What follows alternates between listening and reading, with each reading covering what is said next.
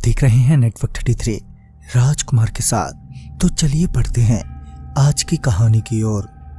शनिवार की शाम जब मेरी छुट्टी हुई तो वक्त हो रहा था 4:30 बजे का। वैसे आमतौर पर 6:30 बजे के बाद ही हम लोग काम से छूट पाते हैं, मगर शनिवार के दिन आम दिनों के मुकाबले कम काम रहता है, जिस वजह से जल्दी छुट्टी हो जाती है। उस शाम 4:30 बजे जब मैं घर के लिए निकला तो रास्ते में एक पुराने मित्र से मुलाकात हो गई जो पिछली कंपनी में काम करता था। मैं उसके साथ बात करने में यूं मसरूफ हुआ कि वहीं चाय की दुकान पर ही कब 4:30 से 8 बज गए मुझे पता ही नहीं चला। मगर हमारी बातें अभी भी खत्म नहीं हुई थी और फिर जब चाय वाले ने कहा, अब दुकान बंद करने का समय हो गया भैया, तब जाकर हमें भी लगा कि अब चलना चाहिए। वैसे भी अब काफी रात हो गई थी। मेरा दोस्त तो उसी वक्त बस पकड़कर अपने घर के लिए निकल गया और मैं भी अपनी बस के आने का वेट करने लगा। कुछ देर के इंतजार के बाद मेरी भी बस आ गई और मैं भी बस में बैठ गया। बस में बैठने के बाद जब मैंने अपने बगल में बैठे सज्जन से वक्त पूछा तो पता चला कि अब रात के 11:30 हो चुके हैं। फिर लगभग 15 मिनट के बाद बस एक जगह रुक गई।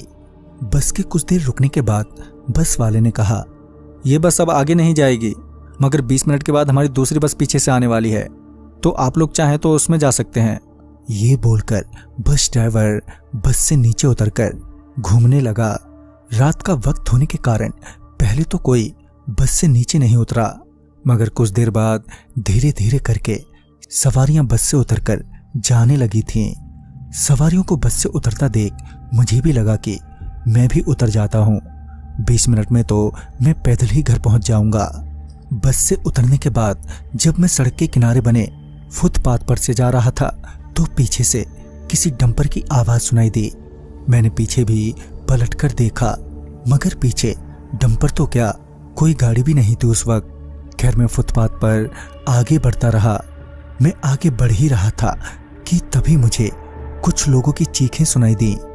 उन चीखों को सुनते ही जब मैंने सामने की ओर देखा तो पाया कि एक डंपर बड़ी ही तेज रफ्तार में फुटपाथ पर सो रहे लोगों को कुचलता हुआ आगे निकल गया।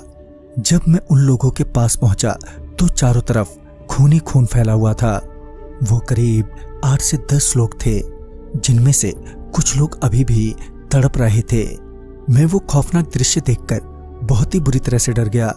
मेरा मन अब विचलित हो गया था और मैं तुरंत ही वहां से भागने लगा। जब मैं वहां से भाग रहा था तो मुझे ऐसा लगा कि मेरे पीछे कोई और भी दौड़ रहा है।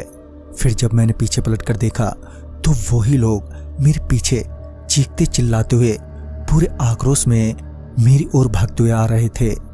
मैंने उन्हें देखते ही और तेज भागना शुरू कर दिया।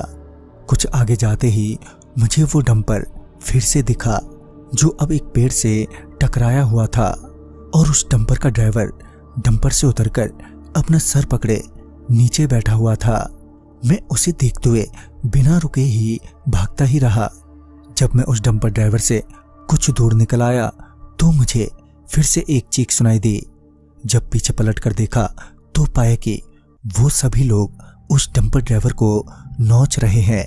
मैं तो उस वक्त बिना सोचे भागता रहा और सीधे घर आकर ही दम लिया। बाद में पता चला कि कुछ दिनों पहले ही उस फुटपाथ पर एक डंपर वाले ने कुछ लोगों को कुचल दिया था और डंपर वाले की लाश संदिग्ध अवस्था में कुछ दूरी पर मिली थी। और ऐसे ही कभी कभार ये दृश्य आने जाने वाले लोगों को उस फुटपाथ पर दिख जाता है। तो दोस्तों, इस कहानी में बस इतना ही।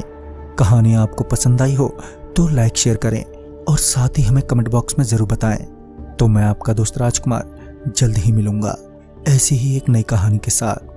तब तक के लिए बाय एंड टेक केयर।